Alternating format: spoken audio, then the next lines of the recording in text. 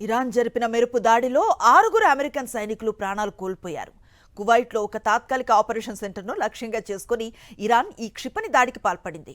America, ఇరాన్ల మధ్య కొనసాగుతున్న operation epic ఫ్యూరీలో అమెరికాకు జరిగిన అతిపెద్ద నష్టంగా దీన్ని భావిస్తున్నారు.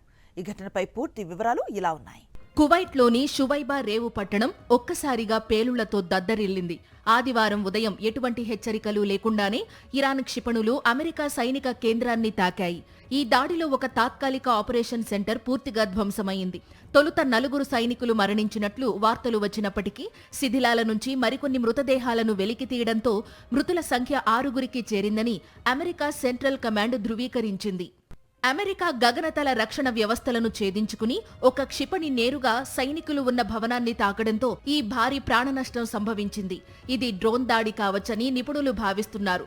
దాడి జరిగిన సమయంలో కనీసం సైరన్ కూడా మోగకపోవడంతో సైనికులు బంకర్లలోకి వెళ్లే అవకాశం కూడా దక్కలేదని సమాచారం. ఈ ఘటనపై అమెరికా తీవ్రంగా స్పందించింది. మరణించిన సైనికులను దేశం గర్వించదగ్గ వీరులుగా అభివర్ణించారు Joint Chiefs of Staff General Dan Kine.